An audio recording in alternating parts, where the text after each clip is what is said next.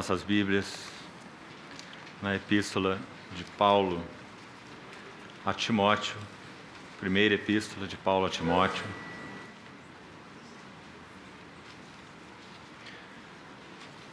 Capítulo 1. Vamos ler desde o verso 12. Sou grato para com aquele que me fortaleceu, a Cristo Jesus, nosso Senhor, que me considerou fiel, designando-me para o ministério.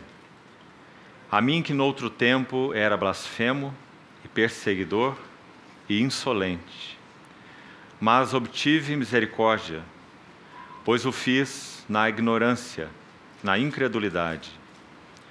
Transbordou, porém, a graça de nosso Senhor com a fé e o amor que há em Cristo Jesus. Fiel é a palavra e digna de toda aceitação, que Cristo Jesus veio ao mundo para salvar os pecadores, dos quais eu sou o principal. Mas por esta mesma razão me foi concedida misericórdia, para que em mim, o principal, evidenciasse Jesus Cristo a sua completa longanimidade e servisse eu de modelo a quantos hão de crer nele para a vida eterna. Assim ao Rei eterno, imortal, invisível, Deus único, honra e glória pelos séculos dos séculos. Amém. Em particular, vamos notar aqui a frase do verso 16, servisse eu de modelo. Ainda Romanos capítulo 1, versículo 1. Romanos capítulo 1, versículo 1. Paulo, servo de Jesus Cristo, chamado para ser apóstolo, separado para o Evangelho de Deus. Aqui em particular notemos essa expressão, Paulo, servo. Finalmente, Gálatas, capítulo 6, Gálatas 6, verso 17. Quanto ao mais, ninguém me moleste, porque eu trago no corpo as marcas de Jesus. Somos gratos ao Senhor por mais esse tempo aqui em São Paulo. Estivemos juntos há poucos meses, mês de julho, e como dissemos na comunhão da manhã com alguns irmãos da região, da metrópole e da região, temos sido, queridos irmãos, muito agradecidos ao Senhor, tanto pelo alargamento quanto pelo estreitamento da comunhão nessa região, desse estado em particular. Alargamento porque temos visto tantos irmãos, e particularmente assembleias do Senhor, se abrindo para uma interação mais sólida com outros irmãos que, quem sabe, quantos anos convivendo na mesma cidade, sem experimentarem uma interação mais próxima. E somos muito agradecidos ao Senhor pela promoção dele nesse alargamento da comunhão entre os santos irmãos, irmãs e assembleias na cidade. E também, por outro lado, ou consequentemente, o estreitamento dessa comunhão, no sentido claro de que esses laços têm se fortalecido, os irmãos se aproximado, alguns irmãos compartilhando mesmo cargas, serviços que têm recebido da parte do Senhor. E poucas coisas são mais saudáveis no corpo de Cristo, amados irmãos, do que essa interação. Nós carecemos desesperadamente uns dos outros, muito mais quanto vemos que o grande e glorioso dia que anelamos está tão próximo, que realmente o Senhor encontre mais e mais caminho largo entre os irmãos para aproximá-los e nos conduza de uma maneira adequada nesses dias que antecedem sua vinda. Sabemos que esse é o seu interesse, em nos aproximar, em nos ajudar nas nossas relações. Quando estivemos juntos no mês de julho, tivemos apenas uma tarde de comunhão, mas uma longa tarde. Nós compartilhamos alguns aspectos do serviço ao Senhor. Então nós tocamos em 8 elementos que chamamos elementos essenciais do serviço. E também, numa segunda sessão, nós falamos sobre equilíbrios fundamentais. Então me lembro que compartilhamos algo sobre graça e responsabilidade, esse equilíbrio fino, delicado, na vida cristã, na jornada cristã e no serviço cristão. Falamos também sobre equilíbrio entre doutrina e vida, também um equilíbrio extremamente sensível. Quantas vezes colocamos a questão de doutrina às expensas da questão da vida, enquanto na palavra de Deus essas duas coisas nunca estão separadas. O Senhor disse: minhas palavras são espírito e são vida. Se pudéssemos colocar de outra maneira, poderíamos acertadamente dizer: minhas doutrinas são espírito e são vida. Nunca podemos contrapor doutrina com vida, porque a vida do Senhor se expressa através das palavras do Senhor.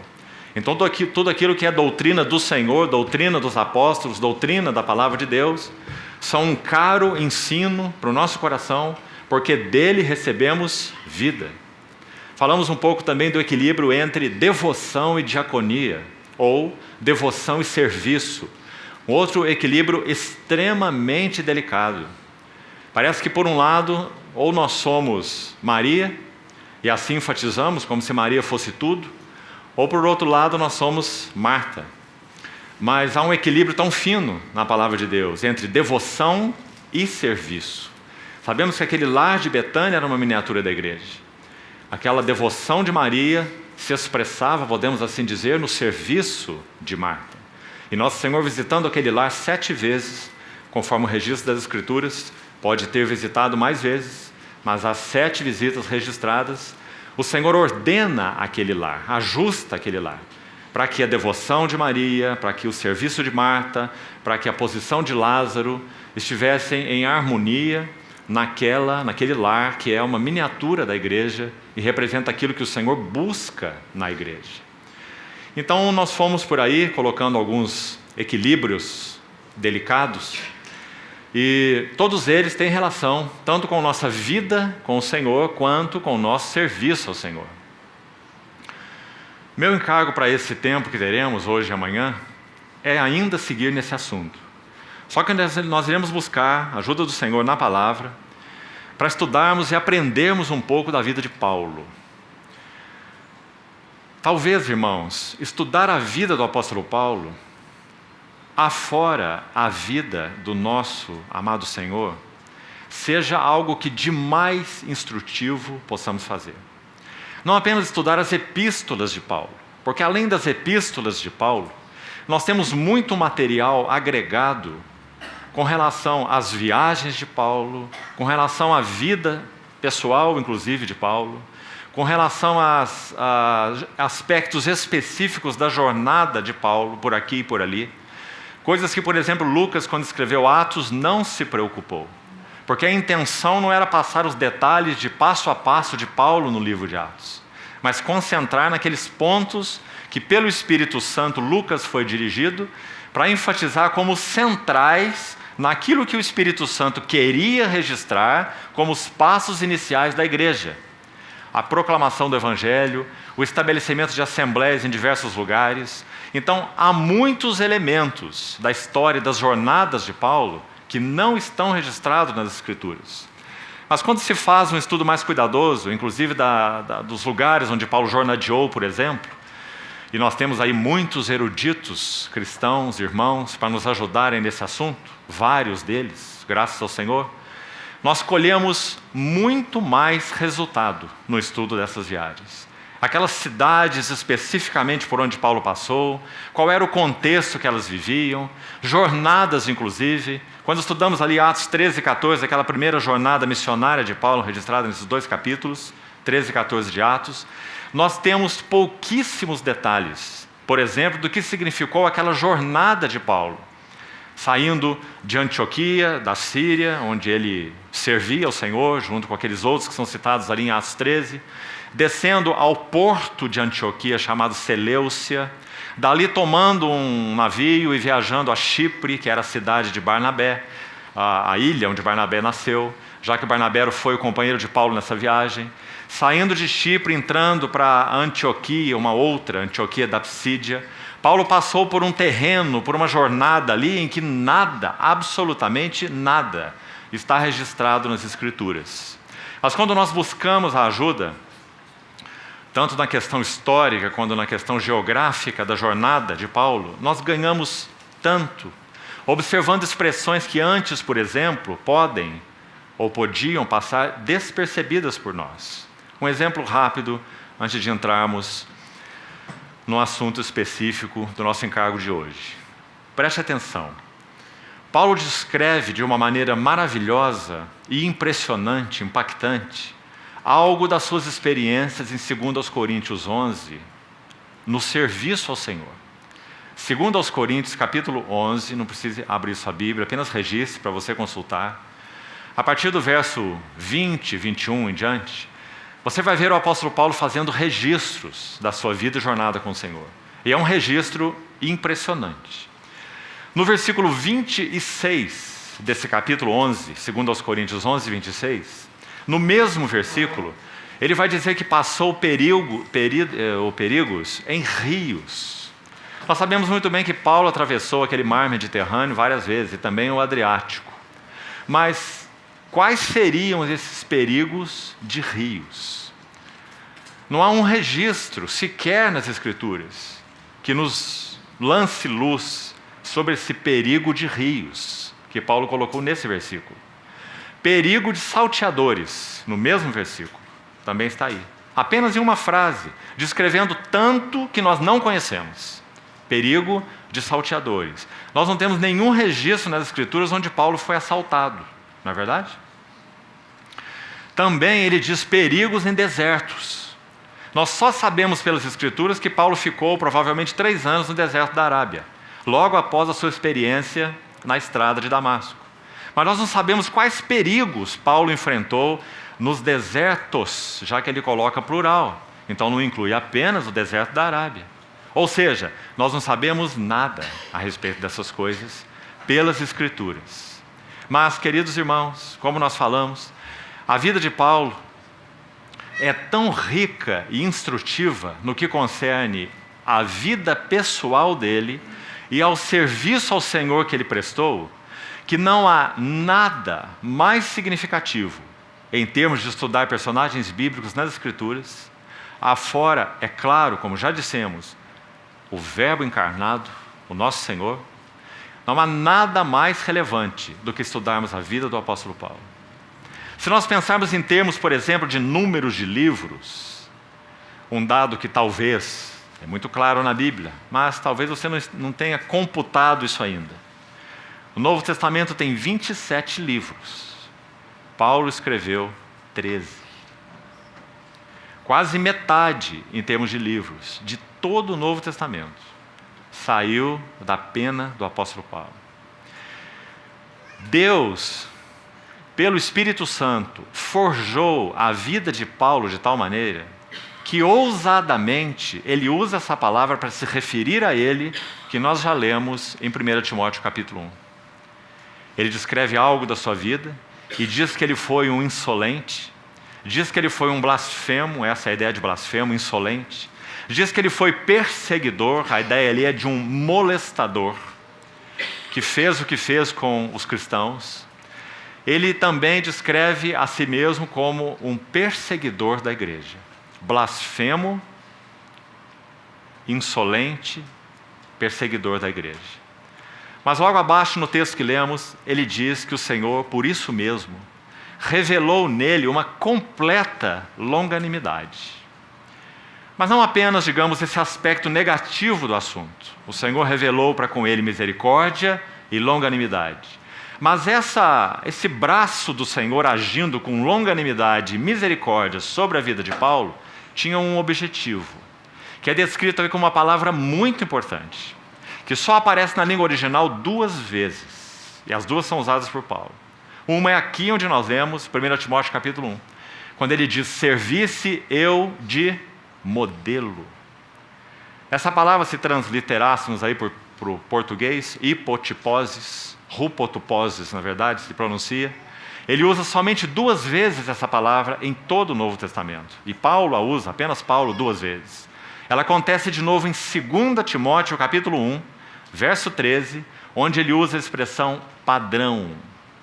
Então veja a respeito do que nós estamos falando. Paulo olha para si mesmo, contempla essa majestosa misericórdia de Deus, já que ele se diz o arrogante, o blasfemo, o molestador, o insolente, o perseguidor da igreja. Tudo isso está incluído ali naqueles 3 termos que ele usou aí em 1 Timóteo. Então ele olha para essa magnífica misericórdia de Deus e então olha para si mesmo e diz: e ele fez isso comigo, para que eu servisse de padrão, modelo, para todos quantos hão de crer nele. Então a palavra modelo em 1 Timóteo 1 é a palavra padrão em 2 Timóteo 1, 13. As 2 únicas ocorrências. Então, se nós, com a ajuda do Senhor, nos debruçarmos para estudar um pouco a vida desse servo, nós estamos estudando um padrão. Isso não é algo qualquer. Nós estamos estudando um modelo. O nosso supremo modelo tem um M maiúsculo. É o nosso Senhor Jesus. Agora, preste atenção em um detalhe aqui. Quando nós olhamos para a vida do Verbo encarnado de Deus, nós estamos vendo o santo e eterno Filho de Deus vivendo em carne. Ele não era pecador. Nunca houve em sua boca engano, dolo. Não cometeu pecado, como Pedro vai nos dizer na sua epístola. Uma vida gloriosa, e sim, ele é o nosso modelo. Agora, como nós saberíamos o que ele mesmo, Cristo, é capaz de fazer pelo Espírito Santo nas vidas de pecadores? Nós não poderíamos ver isso na vida de Cristo, porque Cristo não foi um pecador como nós. Então, quando nós olhamos a vida do apóstolo Paulo, aí sim, nós vemos o que Cristo, pelo Espírito Santo, é capaz de fazer na vida de pecadores. Por isso ele se chama modelo. Não temos nem tempo de citar os outros textos, precisamos avançar. Mas, por exemplo, lembre-se de Filipenses 4, quando com a mesma ousadia, Filipenses 4, a partir do verso 8, ele vai dizer: tudo o que vistes, tudo o que ouvistes, tudo o que aprendestes de mim, isso praticai. Claro que essa é uma palavra extremamente ousada da parte dele. E se fizerem isso, o Deus da paz será convosco. Sabe o que ele está dizendo? Eu conheço o caminho do Senhor. Eu conheço o caminho do agradar ao Senhor. Eu conheço o caminho do serviço agradável ao Senhor. 1 Coríntios 11, você se lembra? Primeiro versículo do capítulo 11 de 1 Coríntios. Sede meus imitadores, como também eu sou de Cristo. Então, queridos irmãos, que o Senhor nos ajude, embora o nosso tempo seja limitado, teremos 3 sessões, que o Senhor nos ajude, estenda a sua mão misericordiosa sobre nós, para que nós não tenhamos somente, também teremos isso, um tempo de estudo sobre a vida de Paulo, essa vida tão preciosa, mas nós tenhamos impacto em nossos corações do que significa o trabalho de Cristo pelo Espírito na vida de pecadores. E como ele diz, no caso dele, o principal dos pecadores. Também penso que você já notou que na medida que Paulo vai escrevendo suas 13 epístolas, é claro, a sua vida espiritual e a sua visão, experiência de serviço ao Senhor vai crescendo, é claro. Vida pessoal e serviço ao Senhor. Então, no início, ele olha para si e diz que não é digno de ser chamado apóstolo, ele é o menor dos apóstolos, porque ele perseguiu a igreja de Deus. Ora, ser menor dos apóstolos ainda é ser bastante grande, porque o grupo dos apóstolos é muito seleto. Mas quando ele avança mais, ele diz que ele era o menor dos santos. Mas também os santos são um grupo muito seleto. São aqueles que o Senhor separou e escolheu. E ele se vê o menor de todos os santos. Mas quando ele ainda avança mais, 1 Timóteo capítulo 1, ele diz que ele é o maior de todos os pecadores. Esse é o resultado da luz do Senhor penetrando fundo no nosso coração. Me lembro de uma narrativa de um servo do Senhor, Martin Lloyd-Jones. Ele disse certa vez assim, num dos seus escritos: Ah, se nós soubéssemos o que nós somos na plena luz de Deus, nós ficaríamos assombrados de ver como as pessoas nos tratam tão bem. Compreendeu o que ele quis dizer? O principal dos pecadores. E ele diz, ele agiu em mim assim, para que eu fosse padrão, modelo da sua completa misericórdia e completa longanimidade. Então, amados irmãos, graças ao Senhor por podermos ter dessa pena 13 cartas. E graças ao Senhor porque foram cartas. Porque Paulo podia ter escrito tratados. E sabe o que ia acontecer se ele escrevesse tratados teológicos? Nós não iríamos conhecê-lo. Nós iríamos conhecer sua doutrina. Iríamos conhecer o seu ensino. Se você ler qualquer manual de teologia sistemática, e há alguns muito bons, você pode não saber e não vai saber, pelo manual de teologia sistemática, absolutamente nada sobre o autor. Porque ele escreveu tratados, não escreveu cartas. Mas o Espírito Santo não separou Paulo para escrever tratados teológicos ou doutrinários. Ele separou Paulo como esse vaso único, sem dúvida singular, entre todos os servos do Senhor. Ele separou para escrever epístolas. E nas epístolas nós não conhecemos apenas seus ensinos. Nas suas epístolas nós conhecemos o homem, o vaso, aquilo que o Senhor fez nele. Então, dois aspectos aí, onde buscaremos conduzir tudo o que compartilharmos. Por um lado, a profundidade da graça de Deus na vida de um pecador, Saulo de Tarso. Por outro lado, e paralelamente, a capacidade do Espírito Santo em tomar alguém assim e forjá-lo em um vaso para cooperação naquele que é o serviço do Senhor. Então ele vai dizer, de Deus nós somos cooperadores. São dois milagres, irmãos, conjugados. Por um lado, a graça que alcança uma vida como essa, como ele se descreveu aí, nós acabamos de ler. A graça na vida pessoal do homem Saulo. Por outro lado, a graça que transformou esse Saulo num cooperador do que ele chama de o eterno propósito de Deus em Cristo Jesus. Não é maravilhoso? Tomar alguém assim e poder chamá-lo de um cooperador. Mais que isso, quando ele olha para esse imenso privilégio, ele diz assim, Colossenses 1:24, por exemplo, agora eu me regozijo por vós, escrevendo aos Colossenses, 1:24, e preencho, cumpro, completo. Esse versículo é tão sério que acho que nenhum estudante sério das Escrituras consegue lê-lo sem ir lá no original e ver o que significa essa palavra para entender o que Paulo está querendo dizer com uma frase dessa. Eu preencho, cumpro o que falta das aflições de Cristo na minha carne. Um versículo aparentemente muito estranho, porque a obra do nosso Senhor foi absolutamente completa. Não resta nada das aflições, dos sofrimentos de Cristo para serem cumpridos. O que foi que o nosso Senhor clamou na cruz? Um dos seus 7 brados. Está tudo consumado. Então o que ele quer dizer? Eu preencho no meu corpo o que resta das aflições de Cristo. Na minha carne ou no meu corpo. Ele diz, a favor da igreja, que é o seu corpo. Então com essa parte final nós entendemos. Ele não está falando das aflições de Cristo para redenção. Porque aquele lagar o Senhor pisou sozinho. E de modo completo. Louvado seja o seu nome. Tudo foi consumado. Mas Paulo está falando de algo tão maravilhoso. Ele está dizendo que esse Cristo que disse, eu edificarei minha igreja, ele determinou que ele não faria isso sozinho. Porque ele quis determinar assim. Porque ele poderia fazer de outra maneira. Mas ele escolheu essa maneira. Qual maneira?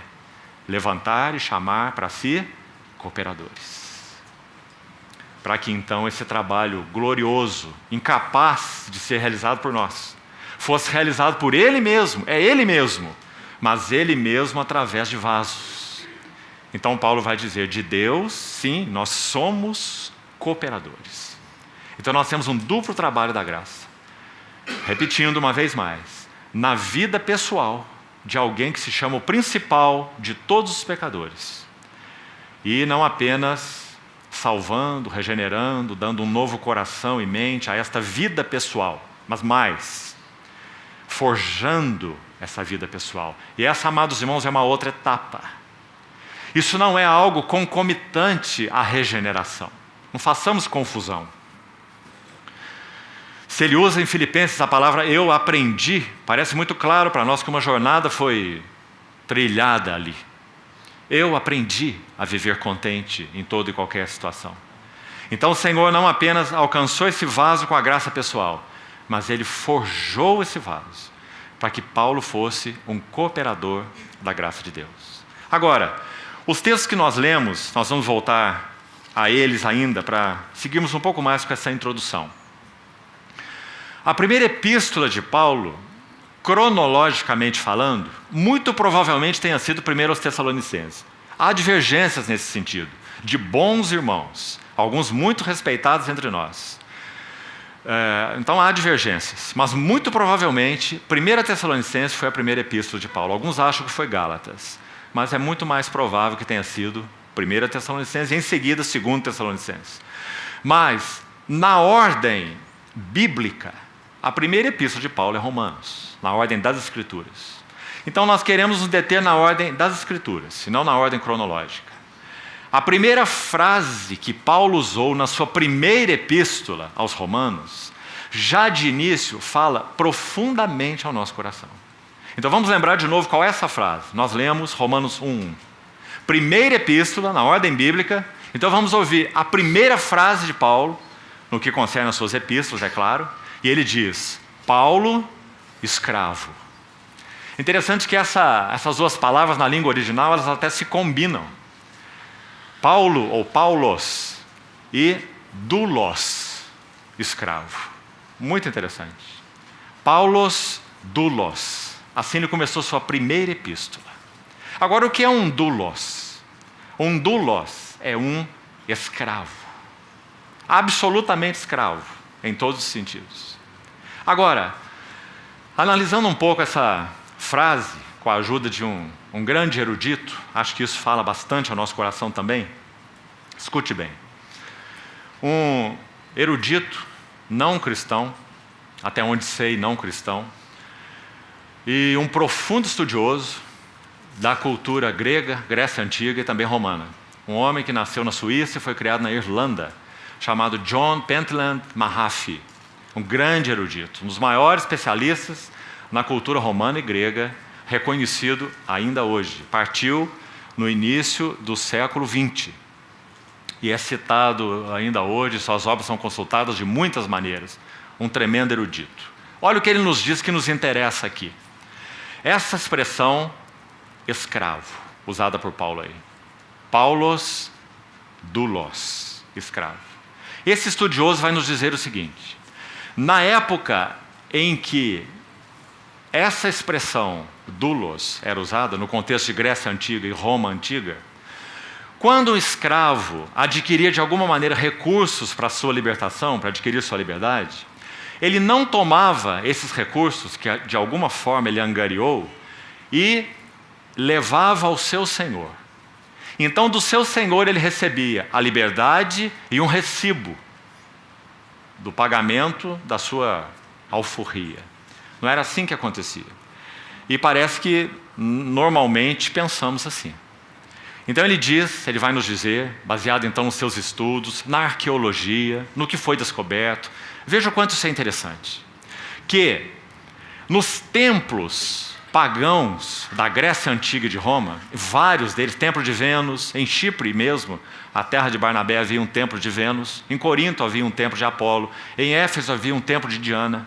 Então em todos esses templos pagãos, descobriu-se, pelos achados arqueológicos, vários, inúmeros registros de libertação de escravos, dentro dos templos pagãos. Então foram investigar o que isso significava, e a conclusão é a seguinte. Quando um escravo adquiria recursos para a libertação, ele levava esses recursos ao sacerdote, no templo do Deus. do determinado Deus. E esses sacerdotes tomavam então essa importância e iam até o dono do escravo, até o seu senhor, e pagavam o valor equivalente à sua libertação para o seu senhor. Os sacerdotes pagavam. E então faziam o registro da libertação daquele escravo no santuário. Quão rico de significado isso é para nós. Porque quando Paulo usa a expressão doulos, se referindo a ele, o que ele quer dizer? Ele quer dizer que o sacerdote do templo eterno pagou por ele o resgate para que então ele pudesse servir agora a ele como um escravo por amor. Mais um detalhe. Quando esse dinheiro tomado do escravo, tomado pelos sacerdotes do escravo, era levado ao seu senhor, e esse escravo era comprado, o registro era feito no santuário. E agora, esse escravo seria um devedor, em outras palavras, um escravo, deste Deus que o comprou, pelas mãos do sacerdote. Se ele fosse encontrado vagueando, imaginemos, por uma estrada qualquer, e fosse dado como um escravo fugitivo, qual seria a segurança se ele tivesse pago o valor da sua libertação para o seu senhor? Quando ele fosse levado de volta ao seu senhor, esse senhor poderia dizer, ele é um escravo fugitivo, e tomá-lo de volta, e ele não teria nenhuma garantia. Qual era a garantia dele? Era que o registro da transação, da sua libertação, estava registrado no santuário daquele Deus. Se esse senhor mesmo, ou seus herdeiros, reclamassem a posse desse escravo, qual era a sua garantia? Que o registro estava lá, no santuário. E por causa disso, então, tendo sido comprado dessa maneira, ele seria um escravo deste Deus, seja esse Vênus, Apolo, Diana, essas coisas todas, dessa cultura grega e romana. Para sempre ele seria deles um escravo. Então é baseado nessa cultura, ou nesse entendimento, que Paulo usa a expressão doulos.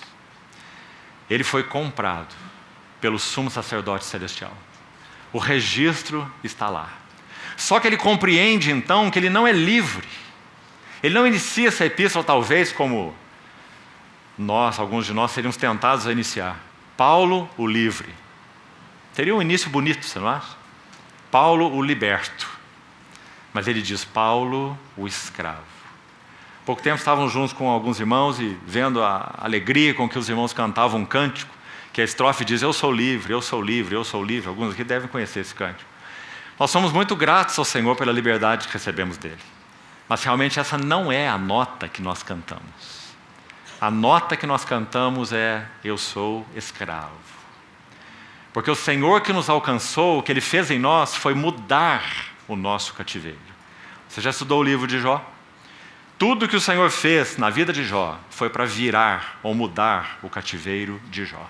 Cativo de si mesmo para cativo do Senhor. Assim foi com Paulo. Cativeiro mudado. Toda liberdade que recebemos, isso é válido em qualquer sentido, e nós a tomamos em nossas próprias mãos, esse é o caminho do caos, esse é o caminho da ruína, esse é o caminho do remorso. Quando nós tomamos a liberdade que o Senhor nos concedeu em nossas próprias mãos, nós imediatamente caímos em um outro cativeiro. E é o cativeiro a nós mesmos. Esse é o último cativeiro a ser rompido. O cativeiro ao eu, ao ego.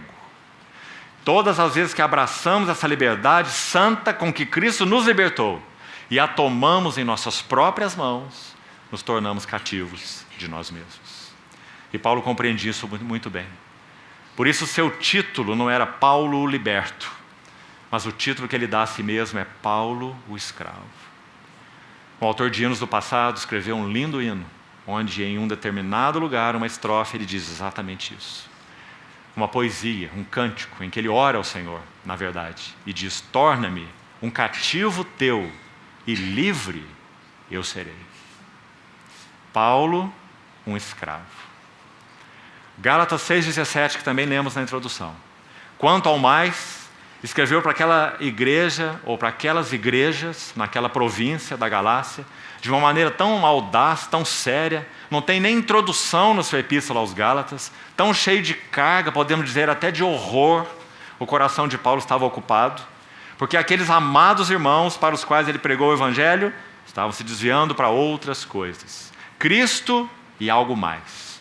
E todas as vezes que o algo mais é colocado ao lado de Cristo, o algo mais abafa Cristo. Sempre assim. Não por causa da glória de Cristo, mas por causa da nossa falência e fraqueza. Então Paulo viu isso tão bem naquela região da Galácia, e ele começa aquela carta severa, falando de um outro evangelho, o qual não é outro, porque não existe um outro evangelho. E lá naquela carta, quando ele termina, então, nós lemos um dos últimos versículos, Gálatas 6,17, ele vai dizer: quanto ao mais, ninguém me moleste. O que ele quer dizer com isso? O que ele quer dizer é que ele foi de tal forma chamado, ele foi de tal forma convencido pelo seu Senhor que o chamou, daquilo que era sua carga, seu ministério, seu serviço. Ele foi de tal forma, ele viu de tal forma, com clareza, o que ele chama de Evangelho de Deus, que ele diz: ninguém me moleste. Eu trago no corpo as marcas. Estigma ou estigmata, marcas no plural. Palavra que nós também usamos na nossa língua. Estigma. Paulo trazia sobre si um estigma. Um assassino carrega um estigma. Outros de outras classes carregam outros estigmas. Paulo carregava um estigma. Ele diz: eu carrego no meu corpo, no plural, estigmata, as marcas do Senhor Jesus. Por isso, irmãos, nós somos muito privilegiados em termos 13 cartas dessa pena, divididas em etapas muito diferentes. Creio que nós nem teremos tempo para isso nessas sessões, mas faça isso você. 4 grupos, onde as 13 epístolas são divididas, porque na verdade são 4 fases da vida de Paulo. Desde uma fase mais de juventude da sua vida e serviço, até uma fase muito madura da sua vida e serviço, quando ele escreve 1 Timóteo, Tito e 2 Timóteo. Então, graças ao Senhor por essa vida tão preciosa e por quanto podemos aprender da vida de Paulo. Completando aquele exemplo que estávamos citando no início, 2 aos Coríntios 11, 26, para que vejamos um pouco mais e apreciemos diante do Senhor esse maravilhoso exemplo da graça de Deus que temos e do serviço forjado ao Senhor na vida de Paulo ou de Saulo. 2 aos Coríntios 11, 26, onde ele cita aqueles perigos que falamos. Quando Saulo sai, mais uma ilustração apenas, que o Senhor nos ajude a apreciar isso na vida desse servo tão proeminente pela graça de Deus. Quando ele deixa Antioquia, desce então para aquele porto Seleucia, isso está em Atos 13, a primeira viagem missionária. Barnabé com ele, tomam um navio e vão para Chipre. Barnabé era de Chipre, você se lembra, né? Natural de Chipre. E atravessam a ilha de oriente a ocidente, de Salamina a Pafos. Pafos era a principal cidade de Chipre. E eles atravessam a ilha de ponta a ponta, oriente a ocidente, já que eles saíram de mais oriente ainda, saíram de Antioquia da Síria.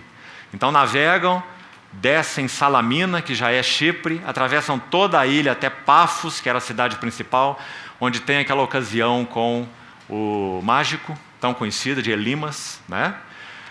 Quando Paulo e Barnabé seguem para essa região, eles levavam, no início da jornada, João Marcos consigo. João Marcos era um jovem. Foi-se entendido, com certeza, da parte de Paulo e também de Barnabé inicialmente, que esse jovem deveria acompanhá-los. E a jornada começou. Entraram em Chipre, atravessaram toda a ilha, tiveram uma experiência tremenda ali, só ler o relato. De alguma maneira, aquilo intimidou a Barnabé. Porque quando eles chegaram em Pafos, e então entendiam que Antioquia, Icônio, Listra e Derbe foram as cidades atingidas na primeira viagem missionária, era o roteiro que haviam entendido da parte do Senhor. Quando eles estavam nesse porto de Chipre, Pafos, e iriam atravessar de novo o mar, já que Chipre é uma ilha, para alcançar o continente de novo, e subir a montanha e seguir para Antioquia da Psídia, João Marcos se intimidou. E se conhecemos essa jornada, nós vamos entender por que Paulo escreveu 2 Coríntios 11, 26. Perigo de rios, perigo de salteadores, perigo nos desertos. Entre a travessia de Pafos e o continente, travessia de barco, eles chegariam em um lugar onde eles teriam já de frente um monte chamado Tauro. Eles deveriam atravessar, transpor esse monte, sem o qual não alcançariam Antioquia da Psídia, não teríamos aquele evento maravilhoso que nós vemos ali em Atos 13, aquela situação de Paulo pregando o Evangelho ali, que mensagem ele pregou ali em Antioquia da Psídia, e essa circunstância com Elimas, o mágico. Não teríamos aquele trabalho em Icônio, em Listra, onde estava Timóteo. Não teríamos Timóteo na história, porque Paulo não teria ido a Listra, né? Não teríamos nada daquilo. Então, quando eles estavam ali, alcançando o continente já, diante deles esse monte, Tauro. Pela história, sabe o que aprendemos? Esse monte tinha o cume nevado, sempre nevado, muito alto. Eles teriam que transpor esse monte nevado. Nesse lugar havia os salteadores, que Paulo cita aí. Eles se incrustavam de tal maneira nessas montanhas que nem o Império Romano foi capaz de desalojá-los, de combatê-los, de exterminá-los. Eles se alojavam aí, à espreita dos viajantes que passavam por ali. E eles sabiam disso. João Marcos se intimidou e abandonou aquela comitiva e voltou para Antioquia. E Barnabé e Saulo seguiram em frente, tomando, quem sabe, os seus cajados, subindo esse monte nevado, perigos de salteadores. Salteadores tais que nem o Império Romano podia dar conta deles. Depois de transportar esse monte, eles chegariam num plano bastante alto. Ali havia deserto. Então Paulo esteve não apenas no deserto da Arábia, mas esse era um deserto terrível, nessa planície, nesse planalto, na verdade, após atravessar esse monte Tauro. Uma região desértica, habitada por tribos que tinham infinitos dialetos. Esse era o desafio da primeira viagem missionária, de Paulo e Barnabé.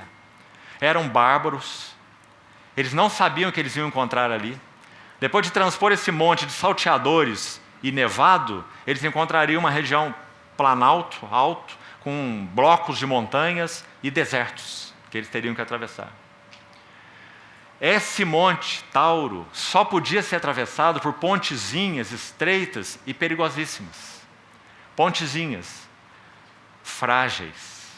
Então ele vai escrever nesse texto, perigo de rios. Nós não conhecemos nenhum rio que Paulo atravessou, onde as Escrituras narram, não é? Mas aí está um exemplo.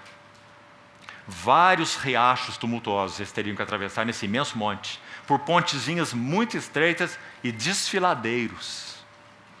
João Marcos não tomou esse cajado, ele se intimidou.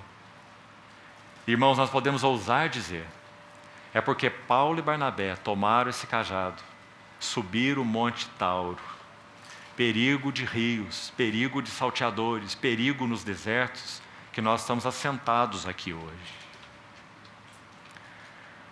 Graças ao Senhor pela vida desse servo. Muito, então, nós aprendemos através dessas 3 epístolas tão preciosas e o que o Senhor forjou na vida de Saulo como servo. Agora, nós precisamos seguir um roteiro aqui, já que o nosso tempo é tão reduzido, para que possamos receber, com a ajuda do Senhor, o máximo que pudermos do pouco tempo que temos. Então, o que nós vamos fazer primeiro é buscar avaliar, se não for possível concluirmos essa primeira sessão, seguimos depois na outra. 5 bases. Vamos buscar fazer isso, o Senhor nos ajude, da forma mais didática possível, porque você vai poder ter um bom objeto de estudo. 5 bases sobre as quais o serviço de Paulo se apoiava. Então vamos citar e, até onde pudermos, explicar um pouco de cada uma delas, para que o Senhor então nos dê compreensão mais alargada e fale a respeito disso a nós também como servos. Vamos nos lembrar então, quando ele diz que ele é um escravo e é aquele que tem as marcas do Senhor Jesus, ele compreende, sabe que ele foi tomado por esse Senhor com tal zelo, com tal carga, ai de mim se eu não pregar o Evangelho. Que ele também vai poder dizer, em outro texto, escrevendo aos presbíteros de Éfeso, falando com eles, registrado em Atos 20, ele vai dizer: para mim, em nada considero a vida preciosa. Em nada a considero preciosa para mim mesmo, contanto que eu complete a minha carreira e o encargo, ministério que eu recebi do Senhor Jesus. Então, usando essa primeira reunião como uma introdução, vamos mencionar esses 5 elementos. Que o Senhor, então, nos ajude nesses passos aqui. São muito claros, estudando as 13 epístolas de Paulo. Claros e importantíssimos. Sólidos, profundos, e falam muito a nós. Primeiro, bases do serviço de Paulo a Cristo, então. Primeira base. Paulo tinha um relacionamento vital com o Senhor Jesus. Um relacionamento vital com o Senhor Jesus. Isso foi gerado no coração de Paulo por um profundo amor e devoção a Cristo. Graças ao Senhor, quando estudamos as epístolas dele, e também o que a história tem a nos dizer, já citamos alguma coisa aqui hoje, nós ficamos muito impactados com esse elemento. Paulo não era, podemos assim dizer, um servo do serviço, ou se quisermos, um servo da obra. Paulo realmente era um servo de Cristo. Essa primeira base, esse primeiro fundamento, um relacionamento profundo e vital com Cristo, que era gerado por um profundo amor a Cristo e por uma profunda devoção a Cristo. Então vamos lembrar pelo menos de 2 textos rapidamente. Segundo aos Coríntios 5, verso 14 e 15, lembra-se do que ele diz? O amor de Cristo nos constrange. E aqui nós chamamos a atenção uma vez mais para essa palavra que já enfatizamos quando falamos da questão de Paulo ser um doulos, ou um escravo. Quando ele usa a expressão constrange, ele está falando de algemas. Traduzindo aqui, uma tradução livre para nós poderíamos dizer muito acertadamente assim: o amor de Cristo me pôs algemas. O amor de Cristo me pôs cadeias. O amor de Cristo me arrasta. Quando eu julgo isto, e aí ele pôs um plural, ele diz julgando nós isto. Julgando o quê? Porque Paulo dizia que ele era alguém com algemas. Porque um morreu por todos. Logo, todos nele, claro, morreram. E aí ele segue. E um morreu por todos, para que os que vivem... Agora, irmão, olhe para essa frase e aprecie muito. Não vivam mais para si mesmos. Queridos irmãos, voltando ao que dissemos, todas as vezes que tomamos a nossa liberdade em nossas mãos, nos tornamos cativos de nós mesmos. Então, quando ele diz, esse amor me põe algemas, porque realmente ele compreendeu isso. Ele compreendeu que quando tomou essa liberdade que de Cristo recebeu e colocou nas mãos do próprio Cristo, então essas algemas de amor que ele recebeu é o que o fazia viver a verdadeira vida. Então ele vai dizer, não vivo mais para mim mesmo. Acabou. Planos, acabou. Ambições, acabaram. Projetos, acabaram. Não vivo mais para mim mesmo, mas para aquele que por nós, ele está usando o plural aí, né? Morreu e ressuscitou. Então os irmãos estão vendo em que sentido Paulo está aplicando o valor da morte de Cristo neste versículo. O valor da morte de Cristo é infinito. O relato bíblico, as inferências bíblicas sobre o resultado da morte de Cristo são enormes. O Senhor nos libertou de muitos cativeiros, né? Mas este versículo específico fala de um cativeiro específico. E é o cativeiro ao eu, especificamente. Porque ele está dizendo, ele morreu por todos para quê? Ele morreu para quê? Os que vivem, não vivam mais para si, focados em si, seus planos, sua vida, seu projeto, suas coisas, seus interesses. Esse é o foco desse versículo, viu? Então essa é a expressão do doulos de Cristo, Paulo. Então, repetindo essa primeira base, ela está em primeiro para ficar em primeiro mesmo. A primeira base do serviço de Paulo a Cristo é um relacionamento vital com o seu Senhor Jesus e o nosso Senhor Jesus. E é um relacionamento produzido por uma coisa só, é produzido por amor. O amor de Cristo me pôs algemas. Texto que já lemos aí. Então, relacionamento vital com Cristo, gerado por profundo amor e por profunda devoção. Ah, queridos irmãos, também não temos tempo, e não é nossa carga principal, falar sobre devoção aqui. Mas, queridos irmãos, que assunto! Como nós estamos em perigo quando abordamos esse tema. Porque de muitas formas, nós temos sido uma geração de intelectuais que se preocupa muito mais com o conhecimento das coisas e até com o conhecimento bíblico em si, do que com uma relação de devoção ao Senhor. Esses somos todos nós, de modo geral. Nós nascemos nessa geração, né? Mas a primeira base do serviço de Paulo a Cristo era esse relacionamento vital, que é produzido por esse profundo amor e por essa profunda devoção. Ousamos afirmar que Paulo nunca fazia perguntas para o Senhor assim: é lícito? Não é lícito? Posso? Não posso? Devo? Não devo? É certo ou é errado? Imaginamos que esse servo nunca fez essas perguntas ao seu Senhor. Ele tinha uma pergunta ao avaliar todas as coisas. E essa pergunta era: Senhor, esta é a tua vontade e isto agrada teu coração? Porque ele era movido por devoção. Então ele vai dizer: todas as coisas me são lícitas, mas nem todas me convêm. Todas me são lícitas, mas nem todas edificam. E todas me são lícitas, mas eu não me deixarei dominar por nenhuma delas. Porque ele já era dominado por aquele que colocou nele algemas. O amor de Cristo me pôs algemas. Então essa é a primeira base, uma base inequívoca, uma base que salta aos nossos olhos em 3 epístolas. Um relacionamento vital. Irmãos, que o Espírito Santo encontre lugar para falar isso ao nosso coração. Nosso relacionamento com Cristo é vital. Nosso relacionamento com Cristo é gerado por profundo amor a Ele. Nosso relacionamento com Cristo é resultado de profunda devoção a Ele mesmo, não às coisas dEle. Podemos dizer até mesmo nem aos interesses dEle. Se nós temos interesses pelos interesses de alguém, é porque nós temos interesses por este alguém. Ou deveria ser assim conosco, não é?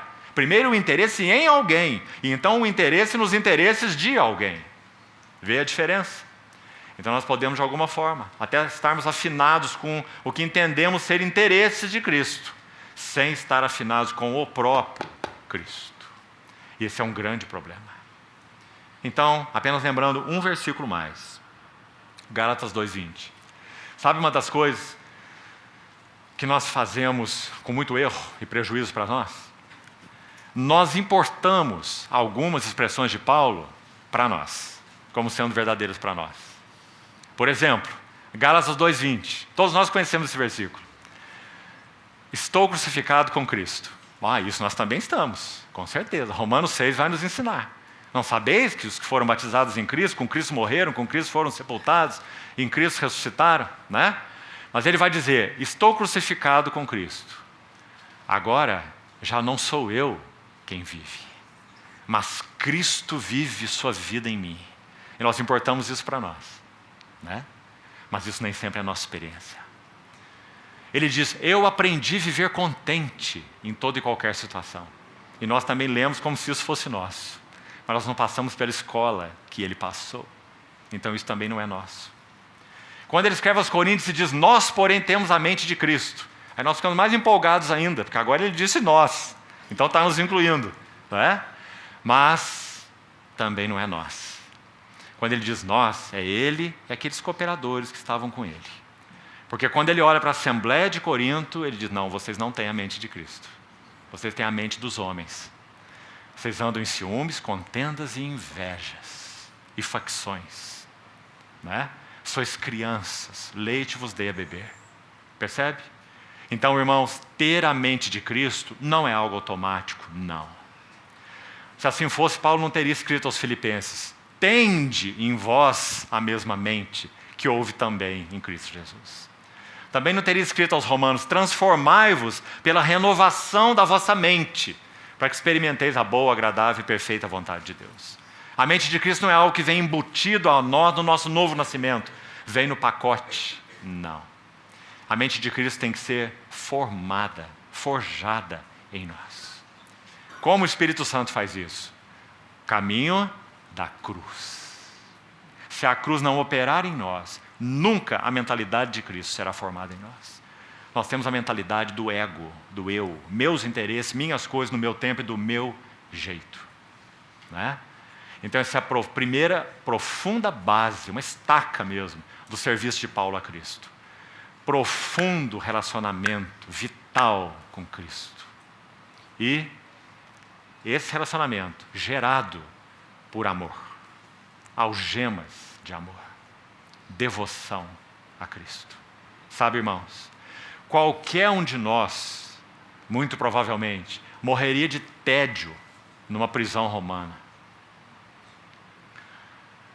2 anos antes disso em Cesareia. 2 anos em Cesareia. 2 anos na prisão domiciliar de Roma. Mais algum tempo, quase 2 anos provavelmente, na masmorra de Nero, até ser decapitado. Masmorra fria, fétida, cheia de ratazanas. Esse era o seu ambiente, de onde ele foi tirado para partir para o Senhor. Qualquer um de nós morreria de tédio. Esse homem não. Algemas nele, guardado por um soldado da guarda imperial, da elite do imperador, numa casa alugada durante 2 anos, nos dando 4 epístolas. Efésios, Filipenses, Colossenses e Filemão. Joias preciosas, eternas, na edificação da igreja. Esse era Paulo, o servo do Senhor. Por isso ele podia dizer: eu aprendi. E dizer isso com tanta humildade. Aprendi a viver contente, toda e qualquer situação. Então, queridos irmãos, que o Senhor nos ajude a aprender dessas bases, para que assim também seja conosco. Vamos nos lembrar, quando ele se diz o maior dos pecadores, ele também está dizendo, em outras palavras, se ele fez em mim, ele é suficiente para fazer em qualquer outro. Porque eu sou o maior. Nem sou digno de ser chamado um servo apóstolo, porque eu persegui a igreja de Deus. Sabe, amados irmãos, Paulo levava essa cicatriz no seu coração. E isso o manteve diante do Senhor, como manteve por todos aqueles anos. Ele não podia pisar uma só assembleia do Senhor sem se lembrar: eu persegui a igreja de Deus. Por isso ele vai dizer o maior dos pecadores. Aquele que atentava contra o que o Senhor estava fazendo. Queridos irmãos, quando Saulo ouviu a mensagem de Estevão em Atos 7, ele nunca viu, nem ouviu, ninguém interpretar o significado de casa de Deus como Estevão. Ninguém. Paulo ouviu Saulo naquele caso, naquela ocasião. Saulo ouviu Estevão e ficou destruído. Estevão começa em Abraão. Estevão vai terminar em Isaías, Salomão, falando sobre a casa de Deus, que ele não habita em santuário feito por mãos. E Saulo está ouvindo aquela mensagem absolutamente assombrado. E então aqueles ouvintes rilham os dentes contra Estevão e o apedrejam. Então as Escrituras vão nos dizer: quem escreve é o amigo de Paulo, é o seu médico particular, é o médico amado, é Lucas. Lucas vai dizer, e as capas, Lucas vai nos dizer que aquelas capas daqueles que apedrejaram a Estevão foram postas aos pés de um jovem chamado Saulo. E Saulo nunca mais pôde esquecer essa cena. Eu persegui a igreja de Deus. 3 vezes seu testemunho é narrado no livro de Atos, 9, 22 e 26.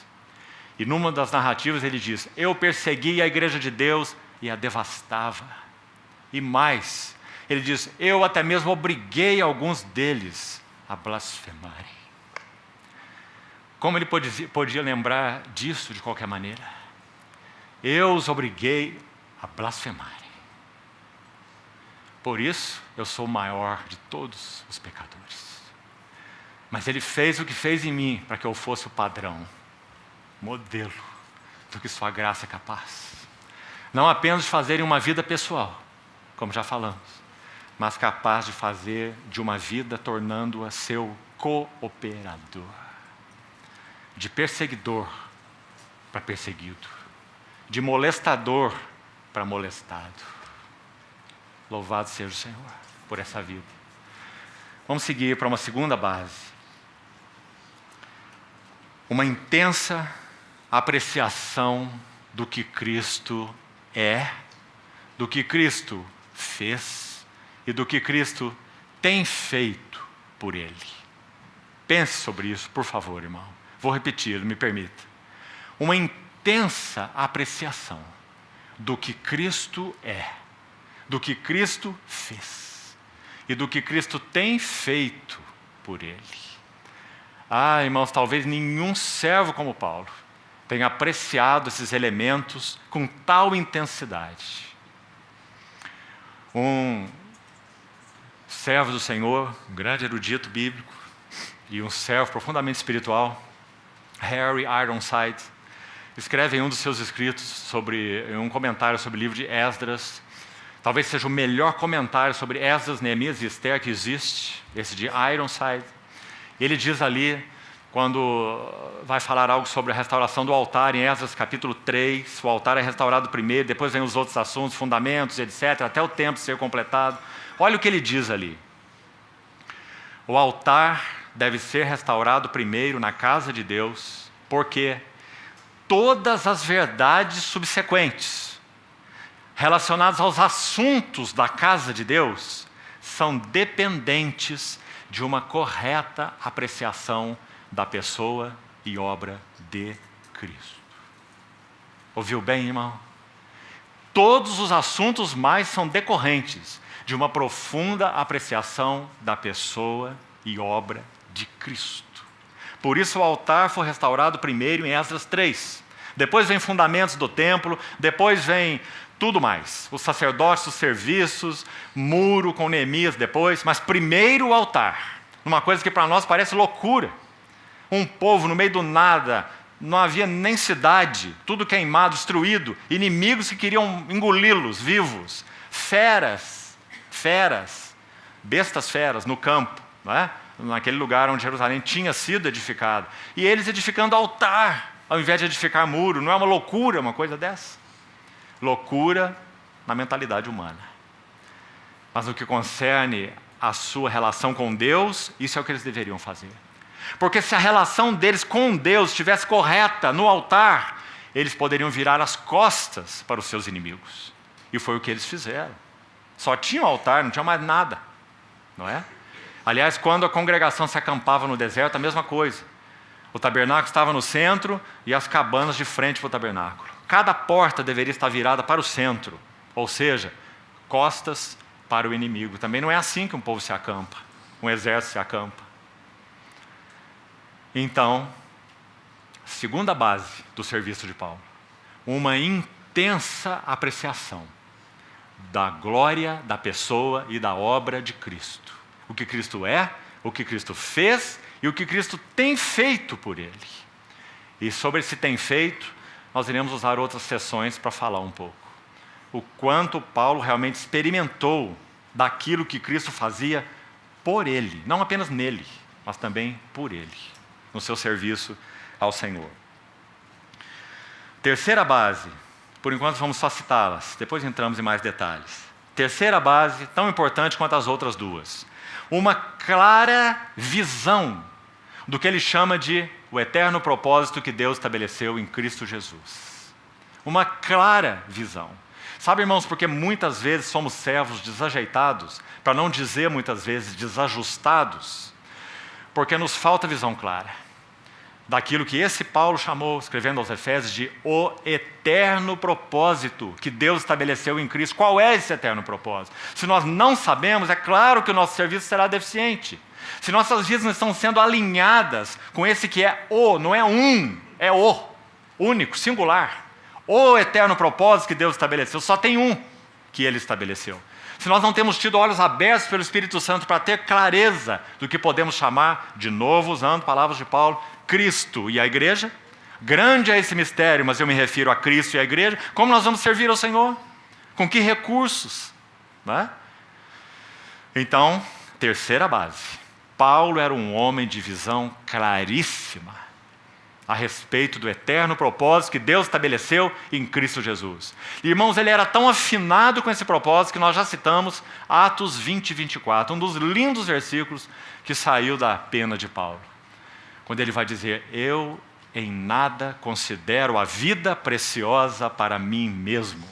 Tão afinado ele era com isso que era o encargo do seu coração. Uma clara visão. Ele viveria por ela como viveu, e ele morreria por ela como morreu. Uma clara visão do propósito eterno que Deus estabeleceu em Cristo Jesus. Em linhas gerais, muito rápido, não podemos entrar nele agora. 3 coisas aí, nesse eterno propósito que Deus estabeleceu em Cristo. Número 1, Deus designou que todas as coisas fossem cheias com Cristo. Encher todas as coisas com Cristo. Efésios 1, 23 e 4, 10. Ele subiu acima de todos os céus para encher todas as coisas. Essa é a primeira parte desse eterno propósito de Deus. Quando o Senhor encerrar, na segunda vinda do nosso amado Senhor, quando Ele encerrar esse propósito, não haverá um recanto desse universo que não tenha tido uma impressão de Cristo. É dito no livro de Ageu, 2 vezes no livro de Ageu, um pequenino livro de 2 capítulozinhos e uma tremenda profecia.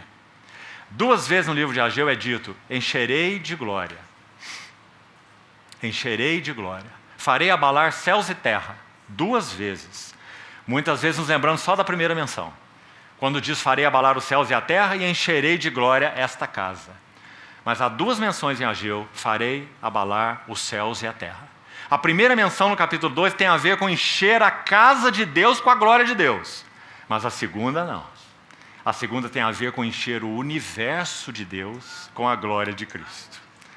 Porque ele diz, eu farei abalar os céus e a terra e eu farei de Zorobabel o meu anel de selar. Zorobabel é uma figura de Cristo. Sabe o que isso significa?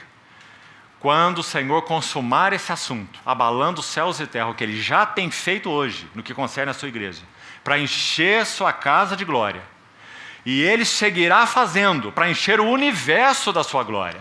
Então não haverá um canto nesse universo que não tenha recebido uma impressão do anel de Zorobabel. Farei de Zorobabel o meu anel de selar. Farei abalar céus e terra. Graças ao Senhor. Então, queridos irmãos, o eterno propósito de Deus em Cristo, encher todas as coisas com Cristo, com a glória de Cristo. Outro aspecto, encher Cristo com todas as coisas. Diferente, não é? Por um lado, encher todas as coisas com Cristo. Por outro lado, encher o seu Cristo com todas as coisas. Porque Cristo é o herdeiro de todas as coisas. Hebreus capítulo 1. Então não haverá nada na consumação do eterno propósito de Deus que não seja trazido aos pés de Cristo. Importa que Ele reine até que todos os seus inimigos, todos, sejam postos por estrado dos seus pés. Paulo vai dizer em Coríntios. Então, o eterno propósito que Deus estabeleceu em Cristo. Encher todas as coisas com Cristo. Encher Cristo com todas as coisas. Mas há um terceiro aspecto aqui. Lindíssimo. É a igreja. A igreja. Deus determinou, nesse eterno propósito que estabeleceu em Cristo, que Ele teria um vaso corporativo para a expressão desta glória que nós já citamos. Essa glória seria expressa não apenas na pessoa de Cristo, mas essa glória seria expressa em um vaso corporativo. Como a Bíblia chama esse vaso corporativo? Igreja. Então Paulo vai dizer em Efésios 3:10, pela igreja, a multiforme sabedoria de Deus se torna conhecida de principados e potestades. E é exatamente no verso seguinte, no 11, que ele vai dizer: segundo o eterno propósito que estabeleceu em Cristo Jesus. Então essa era a visão clara que Paulo tinha. Estamos aí na terceira base. Uma visão clara, claríssima, do que ele chamou de eterno propósito de Deus em Cristo. Cristo e a igreja. A igreja é maravilhosa. Nunca podemos subestimar a igreja. Nunca podemos minimizar o valor da igreja. O que nós podemos fazer, e aí erramos, é colocar a igreja à frente de Cristo, né? Para que então ela nuble a glória de Cristo. Então nosso tema é muito mais a igreja do que Cristo. Nossa pregação é a igreja ao invés de ser Cristo. E aí é o problema, né? Mas a igreja é o vaso corporativo, determinado por Deus em Cristo, para ser o meio de revelação da glória deste Cristo. É ali que Deus irá revelar a plenitude da glória dele. Por isso Efésios diz: a igreja é o seu corpo e é a plenitude daquele que tudo enche em todas as coisas. E por isso ele vai dizer: grande é esse mistério, mas eu me refiro a Cristo e a igreja. Graças ao Senhor. Irmãos, nós carecemos desesperadamente que isso fique claro ao nosso coração, para que não militemos dando golpes no ar, mas respondamos aquilo que é o eterno propósito de Deus em Cristo, em nossa vida e em nosso serviço uns aos outros. Quarto elemento, já estamos encerrando. Por enquanto estamos apenas citando. Quarto elemento, quarta base do serviço de Paulo. Uma nítida percepção do que Deus queria realizar por instrumentalidade dele. Que base importante, irmão. Vamos fazer essa pergunta para nós. Irmão e irmã, cada um de nós. Você e eu estamos claros daquilo que Deus quer realizar por nossa instrumentalidade? Há alguns textos muito impressionantes nesse sentido, nas epístolas de Paulo mesmo. Por exemplo, Romanos 12:3, ele diz assim: não pense cada um de si mesmo além do que convém. Mas não só isso. Ele diz: pense com justa estima, ou com moderação, segundo a medida da fé que Deus repartiu a cada um. Aos Coríntios ele pergunta assim: são todos apóstolos, são todos mestres, têm todos dons de curar, falam todos de outra língua? É claro que a resposta para tudo isso é não. Porque ele está falando que o Senhor concedeu diversos serviços ao seu corpo. Então cada um de nós está claro em como o Senhor nos quer usar. Paulo era absolutamente claro do que o Senhor queria fazer para o seu intermédio. Ele não tinha recebido o ministério de ninguém, porque ninguém dá ministério para ninguém, não é? Ele estava muito claro do encargo que havia recebido, de quem ele servia e qual era o foco do seu serviço. Sabe, irmãos, isso nos ajusta muito em nossas vidas pessoais. Às vezes nós somos aqueles que querem fazer de tudo e não faz nada, que começam todos os serviços e não terminam nenhum, não é? Não é muito frequente entre nós? Temos muito disso no seio da igreja. Começamos muita coisa e não terminamos nada. Começamos com ímpeto que parece que vamos arrebatar o mundo no nosso encargo, não é? E um mês está tudo terminado. Esse não era Paulo. Quando ele escreve aos Colossenses, ele usa uma expressão interessante. Se não me engano, é 2 Tessalonicenses 3:5. Quando ele diz assim: Deus vos conduza, que Ele vos conduza, ou que sejais conduzidos, ele vai dizer, ao amor de Deus e à constância de Cristo. Veja essa expressão. Constância de Cristo. Aqui está um servo que era constante. Constante no dia bom e no dia ruim. Constante na doença ou na saúde. Constante levando açoites nas costas ou pregando o evangelho. Constante sendo louvado ou sendo injuriado. Constante na abundância e constante na escassez. Constância. Por quê? Uma nítida percepção do que Deus queria realizar por intermédio dele. Era muito claro para ele. Só para recebermos um pouquinho mais de ajuda nisso. Acho que vamos ter que deixar isso para o próximo tempo. Não vamos alongar demais aqui. Vou citar o último elemento, vamos encerrar essa sessão, depois nós voltamos. Quinto elemento. E último, por enquanto, uma plena entrega e rendição aos interesses de Cristo. Então, irmãos, não bastaria, poderíamos dizer, em si mesmo, essa clara visão, não bastaria em si mesmo esse claro encargo do que Deus quer fazer por sua instrumentalidade. Para essa clara visão e para esse encargo recebido, precisava de uma contraparte, de uma resposta. E qual foi a resposta de Paulo? Total rendição. Esse é o quinto elemento, base do serviço de Paulo a Cristo. Ele não era um homem de meio coração. Total rendição aos interesses de Cristo. Aquilo que para ele era claro que era interesse de Cristo,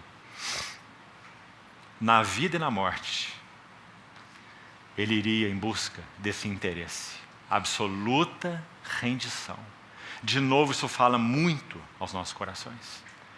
Porque, queridos irmãos, somos tão tendentes a sermos meio servos, né? Ou servos de meio coração, de meia afeição, de meia devoção, não é? E tentando andar o máximo que possível, equilibrar-nos com o pé em dois barcos.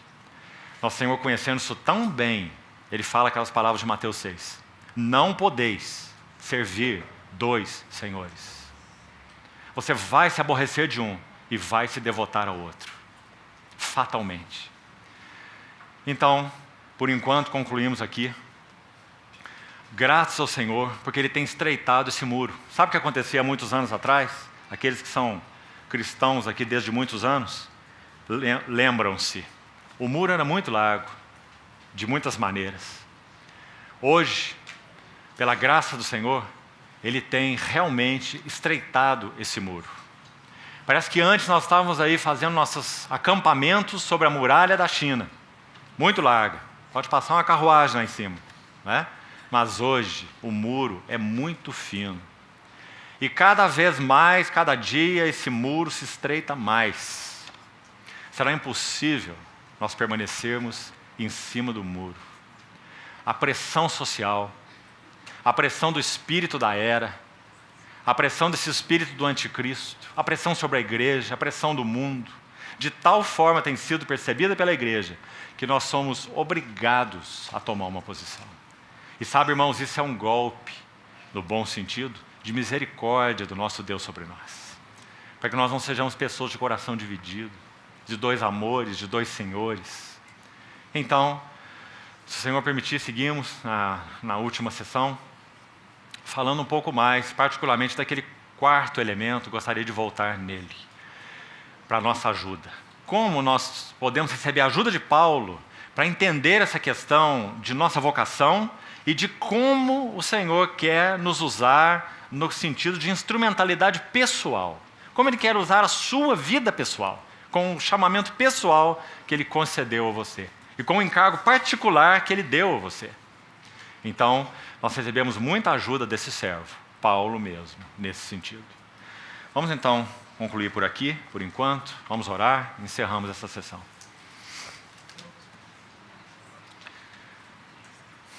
Senhor, nós somos, sim, agradecidos ao Senhor, porque o Senhor deixou registrado na Tua palavra santa a vida desse Teu servo.